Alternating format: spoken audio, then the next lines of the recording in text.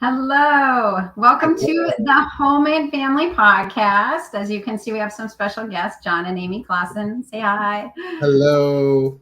So this is a really special episode. This is the Homemade Family's 52nd episode. So one full year. Woohoo! Yes. So to celebrate, we are having on some of our most favorite family mentors. I said in a little advertisement that I think that if we had to choose one family who has influenced our family the most, it would probably be Jon and Amy Claussen, like in our parenting and giving us just hope that we could have a good and healthy family. You guys have shared so much wisdom along the way, and we've watched your kids grow up. I think the first time that we really met you guys and hung out together, my oldest was 2, and then I had a 1-year-old and a newborn. And Amy gave me some wisdom that absolutely saved my life. She said, having 7 children, because they had 7 at the time, was easier than having 3 under 3. And it just into my heart that there was a future that would get easier. Also, we have just loved watching their kids grow up and seeing them walk with the Lord and not fall away from him, and seeing them choose godly spouses and getting married. And I've always love their family all the way through their teenage years. And yes. And they were the first people who gave me hope that you can do the teenage years with joy instead of rebellion. And we said, every time people were like, just wait till they're teens, we're like, no, we've seen it done. And that really opened our heart that there's just great family stuff. So this is Jon and Amy Claussen with GoFam Ministries. I am sporting their merch here. Thank you. Come out. But enough of me. I would love to hear from Jon and Amy. So I've already said a little bit about your family, but why don't you guys jump in and tell us about your family and your ministry? Well, first of all, thank you. And Nathaniel and Amy are those people in our lives too, that it seems at very key moments, these key kind of prophetic moments in life, crossroads, different things. Nathaniel and Amy always seem to have been there right at the right time, speaking words of life and encouragement. And so congratulations on a year. And we just know that whatever you guys touch will prosper, and the life that you give and the intentionality that you guys carry has impacted us in such a profound way. And so it's our privilege to be here and share our hearts, and we share such common hearts. That makes this so easy. Makes it so easy to share back and forth. So yeah. Thank you guys. Thank you. So our family, we have 8 kids. It's funny, I kind of lose track now that when the kids get married, it's like the family grows and my brain doesn't know our quantities anymore. So we have 8 children. And our oldest 3 are married, and our oldest son and his wife have given us a beautiful granddaughter, Lucille. She's so she is very well loved. Oh my goodness. And there's been, having a large family, there are very few drawbacks, but there are a couple.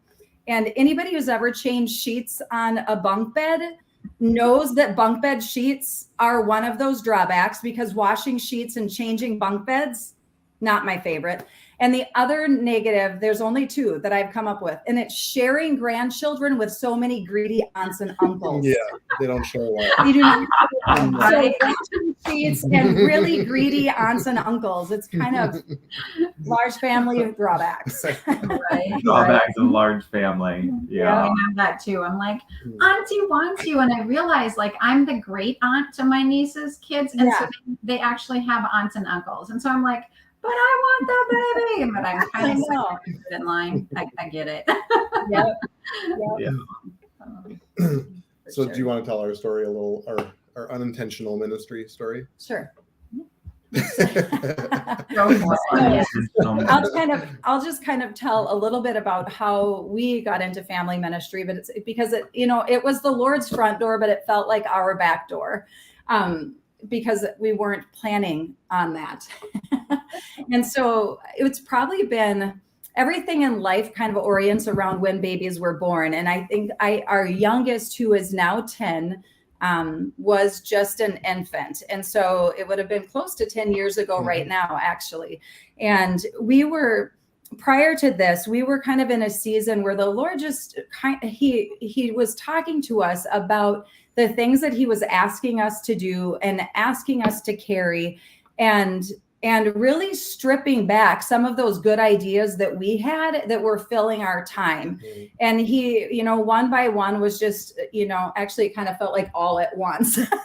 He stripped away everything but the non-essentials. And we had to have a lot of awkward conversations with people about, things that we had previously been doing that now we felt like the Lord was really putting a stop to. And the Lord really at one time, I mean, you share this part. Well, there was, obviously a lot of, making an extremely long story short, there was just a lot of transitions that took place, and it really centered on a father's love. And I know this is centered to your guys' heart as well. And everywhere we teach, everything that we talk about, whether it's family, parenting, marriage, it all goes back to, in our opinion, relationship with a papa, with a daddy who loves us and gives us our identity, and every relationship kind of spins off of that. So I could talk for hours about that, and I know you guys can too. But it was that personal transformation of Amy and I, really kind of separately but alongside each other, was sort of happening in our family. And so there was just a transition that took place where we were doing a lot for the Lord, but wasn't necessarily listening to what he wanted us to do. And so there was one moment in my life that I was walking around our field. You guys know that we live in the middle of nowhere, and very beautiful middle of nowhere. Yeah. And there was a moment where was a real turning point in my life where I felt like if I did more, he would love me more, this performance mentality. And he slowly broke that off of both of us, and really was able to drill down on the fact that he loves us just because we're his kids. And it was really that simple. And so I remember where I was standing, and I said to the Lord, as long as I'm eating from your table, I'm satisfied. And I said, even as crazy as it sounds now, I said, even if that means just being a husband and a dad, because I felt like, ministry was so much bigger and more than that. And it can be, but Jon, let's jump in here just for 1 second. Yeah. At that time, okay, first of all, you're a doctor in a hospital. Yeah. And you guys were hosting a ministry once a month, like a church in your home. Yeah. And so it was like all these amazing things going on. And then that's what the Lord's kind of asking you to step away. And okay. Well, that's the crazy part. You were hosting a regional revival. Revival. Yeah. I mean, it was big. It wasn't ministry. A small thing. And it was good. And it was bearing fruit. And all of those things are important. And that's the part of identity, is there's a lot of good things to do, but he wants to walk us through a relationship with him. And I remember Jesus saying, they said, you'll come to me in that day and say, didn't I prophesy in your name, and didn't I cast out demons in your name? And he said, depart from me, I never knew you. And so you can do a lot for the kingdom and even bear fruit. But he really wants a relationship. I never knew you is an intimate. It's yada. It's an intimate term of intimacy, and that's where he took us. And so after I said that at the field, I did one of the scariest, most important things I've ever done. And I took out a blank sheet of paper, and I said, Father, because I'm a son now. Father, what do you want me to do?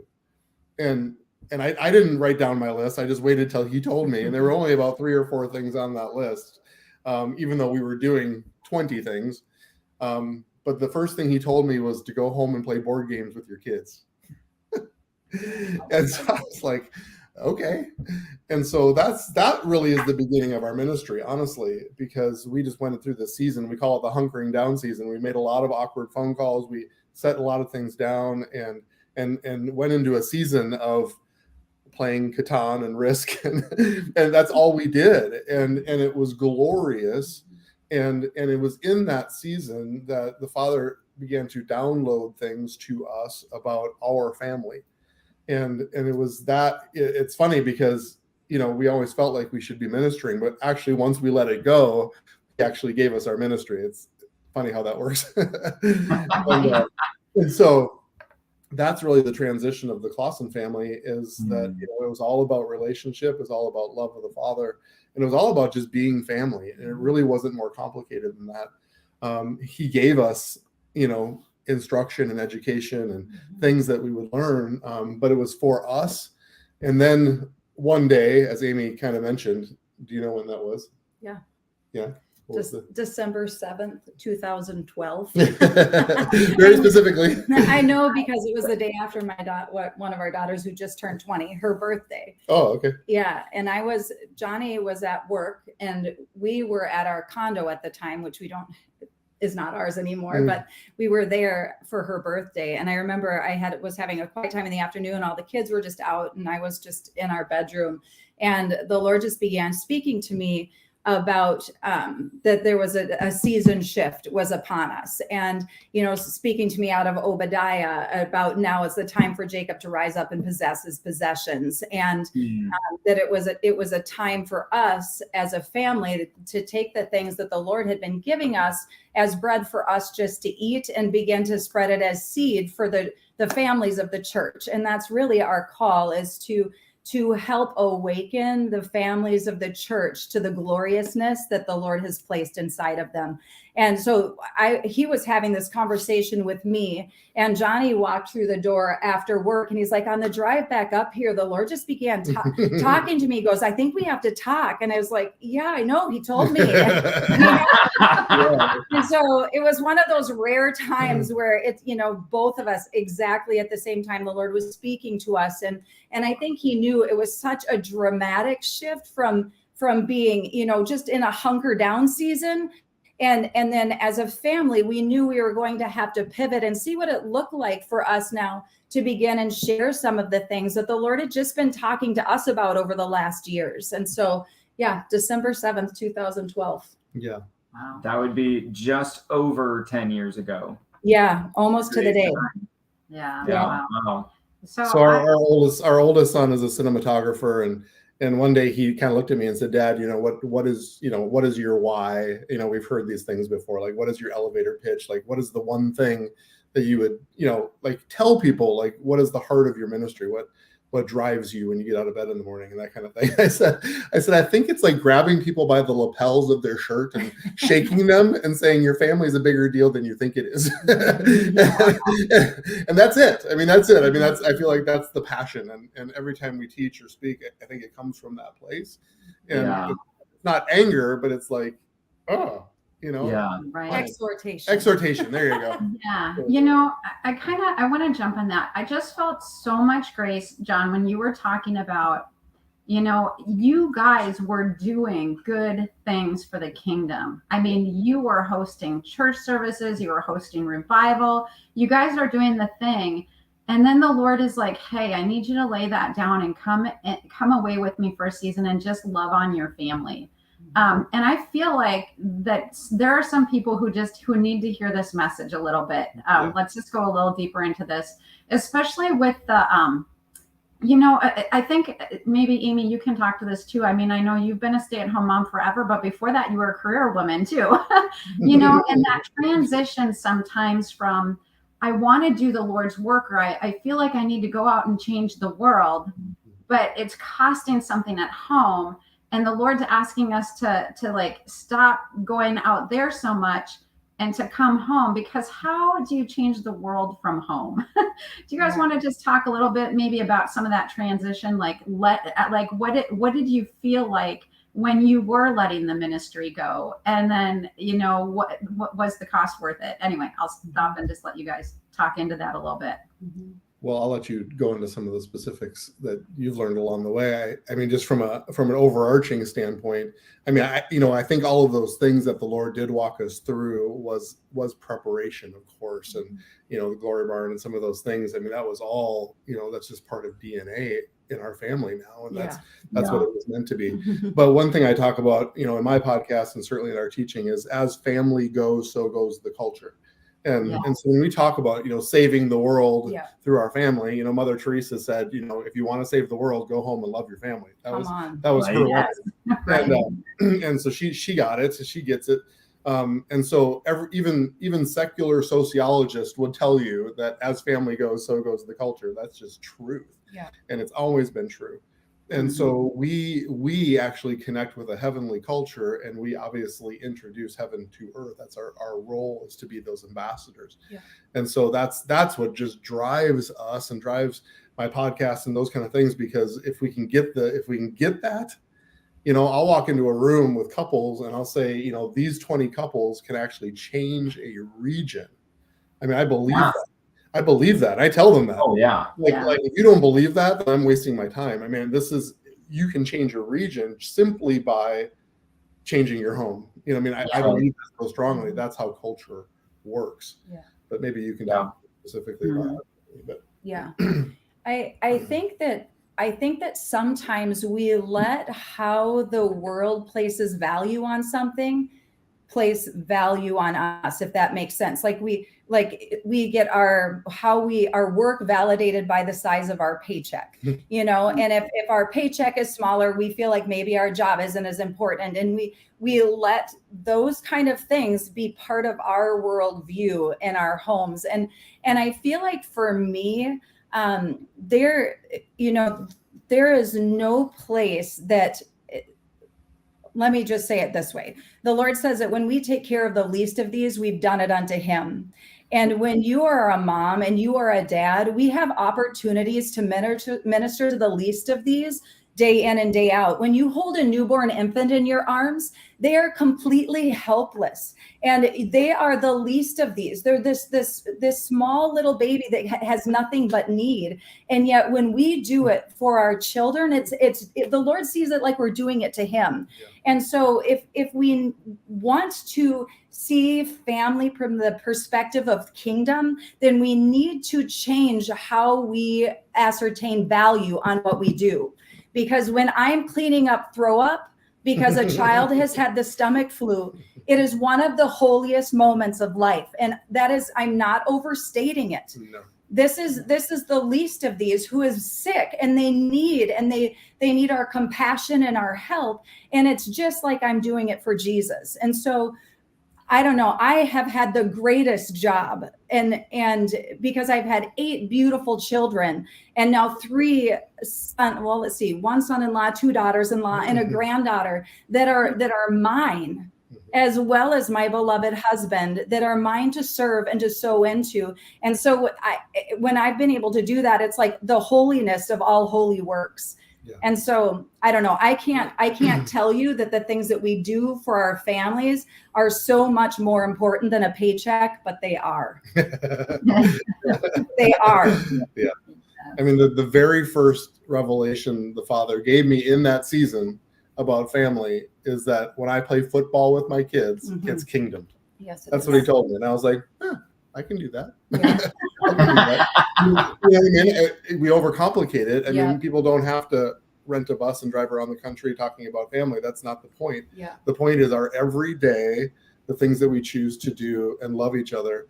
And that actually transforms culture. That's it. Yeah. And sometimes people, get paralyzed by that, but it is that simple. It really is. Yeah. It's funny because our oldest son, he's turning 26, which is hard to believe for the time. Even for me too. It's hard to believe. I know. Right. Yep. And he came up to us probably 2 years ago, and he's like, so Mom and Dad, I just want to make sure that, I know that our hunkering down season's kind of in the past, but are you still sowing into the younger kids like you did into me? Because he saw the time that, we played and we were together as a family. And he was just wanting to take the pulse of his family, even though he doesn't still live here. Are we still prioritizing play? Are we still making sure we're playing games with our kids? Because he knew how important that was for him and his childhood. And I was like, it's good. It's so good to have adult kids that are just like valuing where they came from and also making sure that we don't lose our value for what we have always been as a family. You're going to make me cry in Nathaniel and Amy's podcast. Right. Like, that's so amazing. Well, and I just want to say, for the benefit of those who are listening, this is one of the things that I have most deeply valued in being around your family, is watching how much love the siblings have for each other. Yeah. You know, of course, you guys love your kids. You know, that's not the way that you do it is revolutionary, but it's not a revolutionary concept that parents love their kids, right? How that looks, yes, but whatever. But just not, I mean, I'm sure that there's been plenty of sibling rivalry within your own home, and they tease each other and whatever else. And there's a lot of competitiveness when you get your kids all on a football field or a volleyball court together. You know, there's competitiveness, but at the same time, it's kind of like our kids were watching a channel on YouTube, and it was like these 3 like bodybuilder type guys get taken out to go fish at deep sea fishing. And they're all, the challenge is like, who can catch the biggest fish? Right. And they're all like, I'm going to catch the biggest fish. But these things are so big, they'll just yank you right off the boat. Like, even these big, strong muscle guys, as soon as they're struggling, the competition's done. And they're like, I've got you, brother. You're not leaving the boat. Like, this thing's not pulling you into the sea. And it's just, I don't know, there's that healthy line where that's competition is fine, but there's not the rivalry. They just love each other, and they love spending time with each other, and they love watching out for each other, and they love taking care of each other, and I mean, the videos that you post of when like somebody comes home from college and everybody's just like jumping up and down and laughing all at the same time, because it's so fun to see this long lost sibling returning, you know. I would love to hear how, like, maybe you guys can just share some tips of like how to get kids to love each other better. But before we do that, I want to go back just one more minute, Jon, and I want to hear specifically from you, because you are a working father, and you know, you work long, hard hours, and you come home, and then you choose to take care of your kids and engage with them. And I know for men, this can be maybe a little bit hard, maybe a little intimidating. And so could you speak to this, like working father, and then the intentional choice, or how is it that you found the energy and the time then to come in and sow into your family and to lay some of the other things aside? Well, the energy is easier some days than others. I have to be honest. But I think the answer, Amy, is, you know, is culture. I just love that word. And I think that's, you know, one thing that my wife has done such a fantastic job is establishing that culture early. And so we're a family that does work hard and has value for that. I've purposed, whenever my kids say, "Oh, Dad, you have to go to work tonight," to say, you know, work is a privilege, and I don't bemoan it, and I look forward to it, and let them know that work is a part of life. And Amy's always said, you know, work first, play second, and that's always been the Claussen family culture. And so they appreciate that, and they know that. And so even when I come home, I still have things I need to get done and pay the bills and do all that kind of stuff. And I think just the culture knows that. When Dad is done with that, though, that's the time to be intentional, and we all enjoy each other, and we love each other, and we know that the play will come. And so I think it's still all about culture and establishing that. And I think one of the greatest things, and again, Amy has done such a great job with that, is if you can establish culture with your oldest children, it's key. It's the absolute key. If you can establish that with your oldest children, the culture takes care of itself. And we've seen that in the most beautiful way in our home, so that, you know, the day in and day out parenting actually does become less. Some days are better than others. We have human children in our house. Yes. but it's funny how the culture takes care of it. And so even as Jake talks about the culture that he grew up in, that's just what our younger kids have expected. There really was no other option. And we tell this story often. Our little Silas was probably, how old do you think at the time? Probably 5. Probably 5, and so we're all around the table, and we have boundaries in our house that you don't talk back to mom and dad. I mean, you're not disobedient or say things to them that isn't appropriate. And so we're at the table, and Silas, for whatever reason, at age 5, kind of lipped off at me. He said something, and the whole table kind of went like this and Amy and I just sat there, and the other kids looked at Silas, and Silas turned to me and said, "I'm sorry, Dad." And that was the end of it. I mean, it was the craziest thing. I mean, I didn't have to say a word. I didn't have to parent anything. It's just the culture took care of it. He knew what he said was countercultural to our home, and that's been the beauty of having 8 children and watching them just sort of become part of the Claussen family culture. And a lot of times it takes care of itself. Sometimes they still need parenting.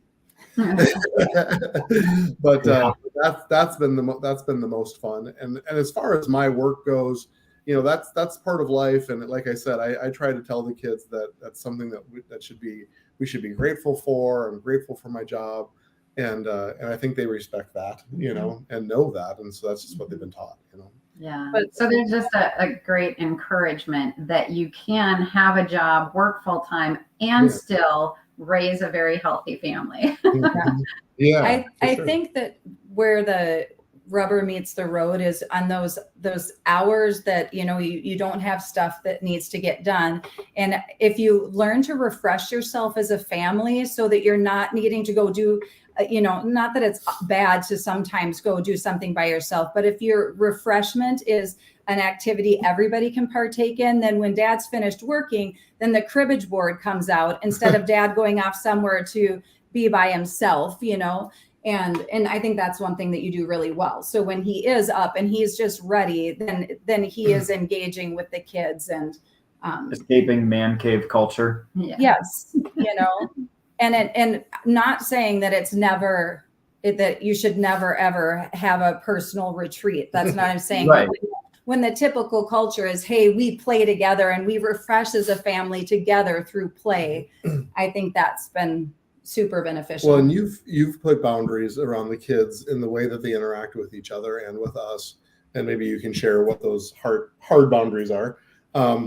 Because I think why that's important is that we actually like to be with each other. I mean, that's newsflash. Like we actually enjoy each other, and I'm telling you, that's a little countercultural in this world too. And Hollywood tells us that we're all supposed to hate each other and rip on each other, and the dundering dad, and the that's what the sitcoms show us. That's normal family culture. Well, the truth of the matter is that we actually like each other, and we like to spend time with each other. But that comes with a little bit of work and process and boundaries. And so just as far as like disciplining our kids and things like that, like what were those hard boundaries that you had? I mean, our pretty much our boundaries have always been that if you do something that hurts another, whether it's physically or with your tongue, that gets disciplined, and it gets disciplined promptly the first time. There are not warnings. That's just the culture. And so even when they were little kids, if it was a 2-year-old hitting another child, that would have consequences. Or if they said something mean, that would have a consequence, just so that behavior was outside of the normal boundaries for how our family behaved. And then that goes for us too. The kids don't, we're not going to have an argument with one another in front of the kids. We're not going to speak unkindly about each other and ever, and just maintaining that. That's just, this is what it looks like to be a Claussen. And Claussens are nice and how we talk to each other and how we treat one another. And just that it's been simple. It's not complicated, and with 8 kids, I needed simple, uncomplicated boundaries. Oh, yeah. It's simple and uncomplicated, but it's not always convenient. Yeah. And that's the part of parenting that, I think people need to hear about too, is that, kids need that consistent boundary. They will continue to put their toe over the line to see if the boundary is real. Yeah. And we have to be willing to say, yep, still real. Yep, still real. Every time you put a toe over, it's still there, and that's not always convenient. It's not always easy, and when you're tired, and it's easier to just say, leave the room or yell at them or do something like that. But so it's simple in that respect, but it does require effort and work. But like I said, it requires, I think, a lot more effort and work with your first couple children. And then it does get easier from there as people realize that that's just something that we don't do in our family. So I don't want your listeners to think that we've done this perfectly. Of course, we haven't. And of course not. we speak to each other and all of those things. I mean, it's always a work in progress, but it's rare. I think we can testify to that. I think it's rare. And when it does happen, we all realize that there needs to be some healing there and different things that way. So we do the best we can anyway. I think that's it, this is just a little aside. I don't think this is the major that we're having in this conversation, but I think that's a helpful point to draw out for people, is that there's a difference between this being, these are the house rules and they are absolutes and there's no room to veer off course and we expect perfection. And like that's going to create a culture with a whole lot of anxiety and stress and brokenness in the long term. But if we're saying, hey, this is our value system and these are what are important to us because you're important to us and we're important to you. And so we're not going to compromise on that, even though we're not perfect. But actually the way that we handle our mistakes can still fit within that value system, because you're going to make mistakes. We're going to make mistakes. None of us are going to do this perfectly. Exactly. But even in how we navigate those mistakes, we're still going to show that value for each other. That's so good. And so even the way that we handle our mistakes can reinforce the importance we have in each other's lives, rather than it being like, oh, you screwed up. Now you're not good enough for us. Right. Go back to performance square one and earn your way back into this. Like it's two completely different cultures. And like you say, over time, you do build up where this is what's normal for us. We're not 100% consistent because we have human children and we are humans. Yes. It's not 100% consistent, but when there is a behavior that's outside of what's normal, it's easier to recognize this isn't what's normal. And we can all help bring it back into the value system again. Yeah, that's good. Yeah. That's so good. Right. Yeah. So creating that culture. I think that's a great kind of transition point. We had said that we were going to maybe talk a little about keeping and cultivating what we have. And Jon, you've been talking about this. You both have the culture. Like if we can get our culture right, then the culture kind of keeps the culture. And I know, let's mention your podcast real quick, PushBack with Dr. Johnny. Why don't you tell us quick about PushBack, and then we'll talk about. Yeah, so I'm just finishing my third season, so I'm somewhere in the 60th episode, somewhere in that neighborhood, and so it's been good and it's been fun, and really the concentration is about culture and the knowledge and the understanding that we actually represent the higher way. He says our ways are not his ways. His ways are higher than our ways. And so we can take that to the bank, And so when we talk about, I talk about all different topics, including politics and science and family and relationships and all of these different issues, but I always tie them back to how that impacts the culture, because at the end of the day, that's why we're here. If we don't do it, who's going to do it? And so I believe that it's actually Christian families that actually set the culture. We're not victims of the culture. We don't just roll with the culture. We don't let the culture dictate to us what is considered to be normal Christian culture. We actually set it, and then be amazed at people who are watching it and want it, because it's the healthiest, highest way. And so you can plug in every topic that we're facing in this world, and you plug it into a kingdom culture and what he has for us. And I think the other important thing that I try to talk about in our podcast is just our ability to engage culture.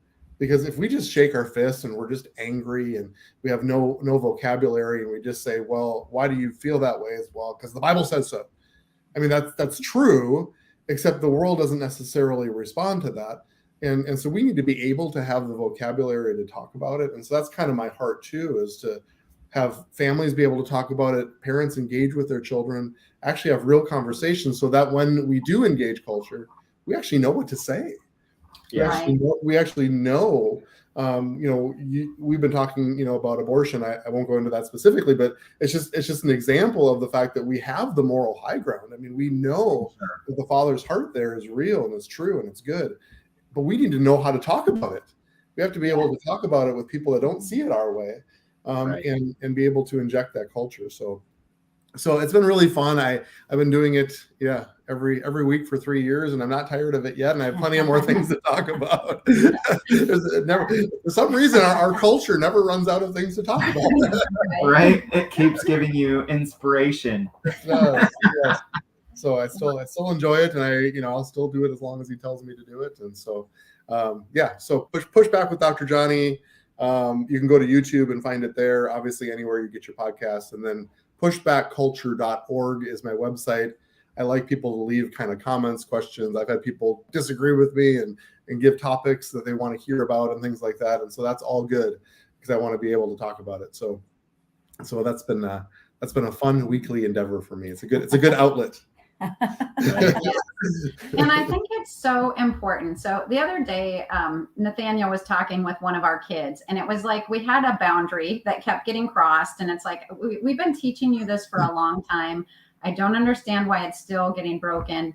And he said to my son, he said, the reason that we lost the Vietnam War was because we didn't keep the ground that we won. Like we got it. And it was actually, that came from a conversation with my great uncle, who was a helicopter pilot in Vietnam. Wow. He was a sniper in Korea and a helicopter pilot in Vietnam. And, and that was what he said to me at one time when we were visiting him. He opened up, and he actually had the most in-depth conversation I've ever had about Vietnam from a Vietnam vet. Right. And he said the biggest reason we lost was because we never kept the ground we fought to win. Right. And so we would lose lives to take the same ground over and over and over and over again. So painful. And it's just the pointlessness of it. Like, we're going to die for this ground, and then we're not going to keep it. Right. And what that does to you morally and all of those kinds of things. So just tying that to parenting then is like, man, we keep teaching this and teaching this and teaching this. And hey, I need to keep this ground in your life. This instruction needs to become a internal boundary you live from, instead of an external boundary I keep having to remind you. I provide for you. That's so good right there. Ding, ding, ding, ding. Really and I feel like a lot of us, especially Christians, are looking at the world today and going, what in the world happened? And it's because, God has given us land. He's given us our children and our family, but some of us haven't known how to keep and cultivate even our own children in the garden so that they can become cultural influencers, which is part of why I love PushBack with Dr. Johnny. Go find it. We'll give you more information at the end. But Amy, you've done a lot of talking too about keeping and cultivating. And I just love this concept because, if we keep and cultivate our own families, that is how we transform society. And we wouldn't be wondering what's happening out there because we've actually taken care of what the Lord has given us. So do you want to share a little bit about keep and cultivate? Yeah, this actually sprang from my a season sequestered away that I had called November 2020. Amy has COVID, and I had a lot of quiet time, and I feel like I went to like a resort on a beach, except for I had no resort or beach. It was just my bedroom by myself, and I do have like such fond memories because the Lord and I just had time together. In this particular season, my grandmother had just passed away. And on the day my grandmother passed away, my granddaughter had open heart surgery.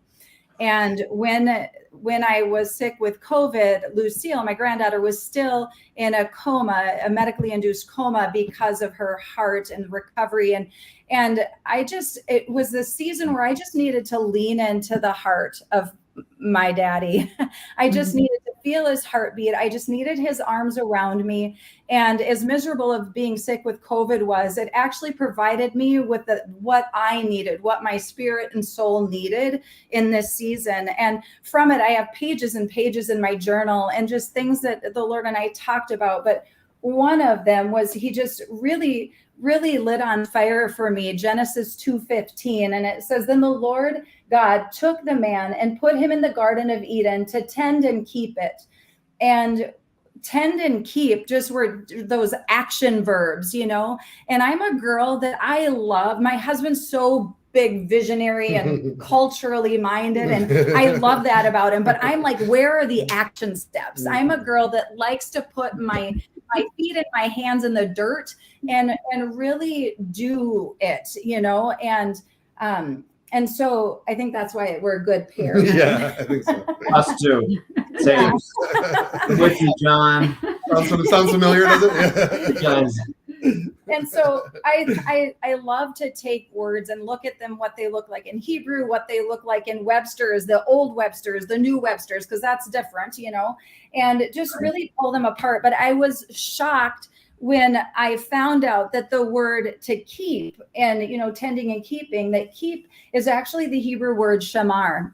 And that's the exact same word that's used anytime a watchman is talked about in the Old Testament. And that's a super big deal to me. So like when we are tending, those are the physical, practical things that we're doing to tend in our homes and the nurturing and the care. But then there's this keeping part, which actually is that place of motherhood and grandmotherhood where we step back and we become the watchmen in our homes, where we're interceding over our children, over our families, that we're really going after those root things that are happening in the spirit realm. You know, we're mind and body and spirit, and you know, the Lord's made us intricately.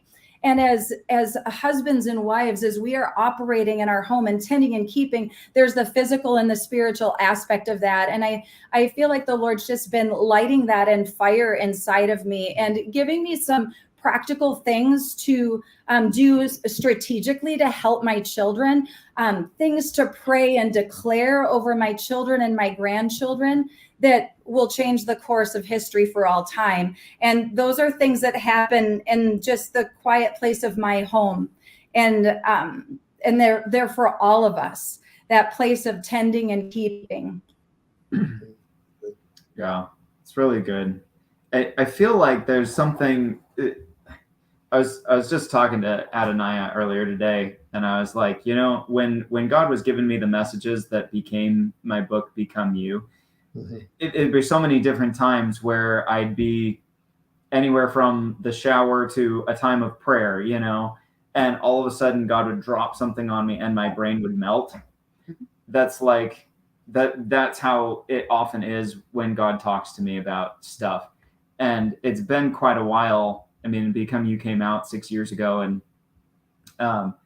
about 6.5 years ago, I guess. And anyway, I'm finally like starting to have some of those moments again. And it's all around this kind of stuff where, because I've always been a really big dreamer, where I'm like, I've always had change the world written on my heart. You know, it's always been that thing. And just like, you know, John, in the beginning of this conversation, you were talking about that the hunker down season, and God saying, you know, and you saying to God, if all I am is a husband and a father, that's enough. And it's kind of coming to that place where I'm realizing that actually is pretty much everything. But for whatever reason, we have had a mindset where it's like, oh, I have to go change the world. I have to go. And whether it's, you know, I mean, I was a missions major in college, you know, and so it's, you go change the world, you know, it's the Great Commission. And that, I mean, Jesus said it, it's real, you know, but there's so much of it where we have a mindset like, okay, we have to send our kids, you know, overseas to win the wars. And we have to, I don't know. I'm still working on the language for it. It's not succinct and clear and to the point yet, but if I ever am about anything.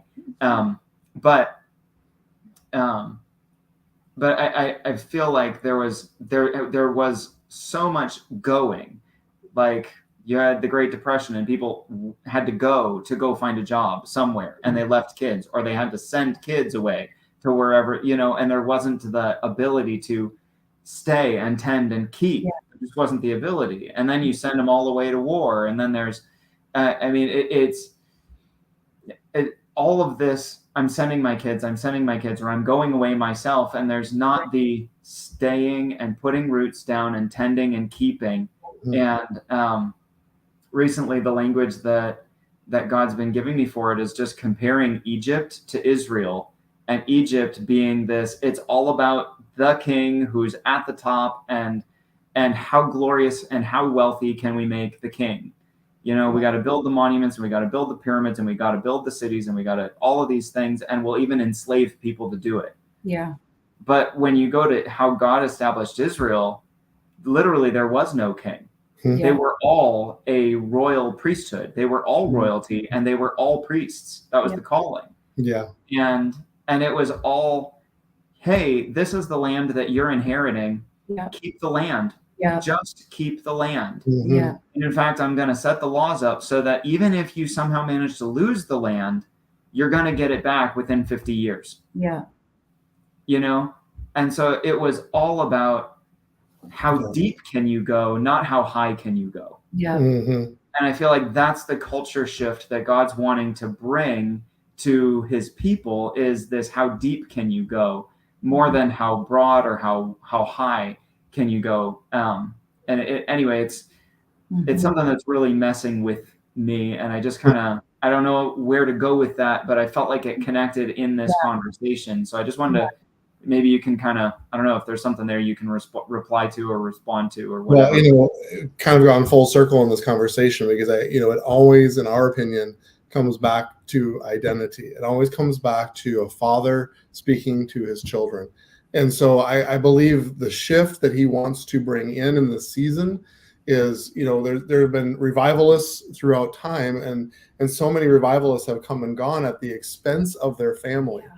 Right. And I could give you details, and I don't ever want to dishonor anybody, but it's been great moves of God despite their family. Yeah. Yeah. And I believe there's just a new calling, a new higher movement, that it's revival in context of family. It's revival with family. It's a both and not an either or. And for some reason, we always thought it had to be one or the other. We had to kill ourselves and remove ourselves from family context in order to really serve God. And yet I believe family is actually the tool. Yeah. It's actually the thing he's given us that brings us maturity, and it surrounds us with people who loves us, who empowers us to actually go do the revival that he's called us to do. Yeah. And so it's the mindset of actually the starting point where he actually gives us something to tend and keep, which strengthens us. And then when the time is right, he tells us to go and do things, not despite our family, but in context of our family. Yeah. And I think that's the key. And we have to shift that in our brain. There is a way. I know it can be done that way. It has to be done that way, because that's the healthiest thing. So I think one of the most freeing things that we teach people is that Adam and Eve were not responsible for the whole world. They were actually given, the Bible's very clear what their boundary was, and that it was called Eden, and they were to tend and keep that. Yeah. And their children were supposed to reproduce that culture over the face of the earth. They weren't responsible for everything. And so, Nathaniel, you are going to save and change the world. I speak that over you and over your life. But it's going to be in context of what he tells you to do. Right. And what is yours. I think the biggest mistake people make is they take things that don't belong to them, that wasn't given to them to tend and keep. And so family is in the center of that. Yeah. And as we tend and keep that, that's only going to strengthen us and empower us to do greater and mightier things. Well, the thing that happens too is we tend and keep our children, that actually builds in longevity into your family. To quote Jacob again. So Jake the other day was shooting a video for a homeless community, and they were trying to get this nonprofit is trying to get homes built in the Brainerd Lakes area to really support. And as Jake was going through this, he's like, Mom, he's like, these people, his heart was just breaking for how alone the homeless community is. And he's like, this could never happen to me because I am so surrounded by family that there would be no way that I could ever end up, but when you're alone, it just makes you more vulnerable, and it was interesting to see him processing that. But as we're tending and keeping our children, and we're nurturing and establishing them and surrounding them with prayer, as we are that shamar perspective that we have for our families, we're actually building strength into the foundation of the next generation, which allows the very revival that we're calling out for to be strong and sustainable, because our kids are not isolated. They're not, my son's not a 26-year-old and my daughter's not a 24-year-old where they just have to just figure it out on their own. They continue to live in a context of family with calls to mom and dad. Hey, can we talk this through with you? Hey, would you have time to sit down? Because they know that they are continually surrounded. And that's the life that we've lived as well with our own parents, sewing and securing up. And so, that we're nurturing the very thing that we want to see propagated in our own lives. When we nurture it in our kids, it just makes it stronger. I mean, think about the little decisions that we make in our families each and every day that have generational consequences. I mean, this is what we have to, Amy and I have eaten from the tree of health with, you guys know both of our parents. And amazing couples. And the support and the foundation that's there. And we don't take that for granted, and we don't apologize for it either. This has given us a sense of surrounding and love and strength that maybe a few people have. And so we can run with that. But the same is true for our kids. We have to have a generational mindset. Revival, I believe, is generational.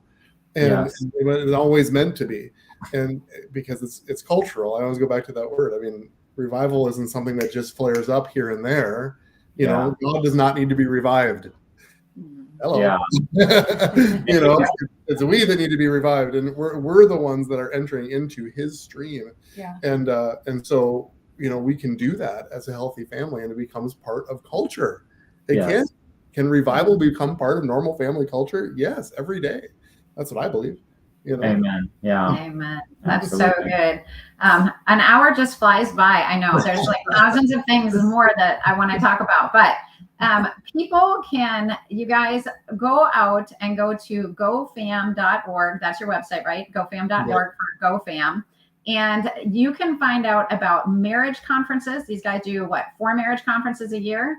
At Wilderness Fellowship. Absolutely amazing. Get signed up on their email list. And then they also do a parenting conference, Value the Voice Parenting Conference. I know you guys are working on some e-courses. You just want to stay on their radar. Go sign up for their email list so that you can continue to hear about the amazing things these guys are doing.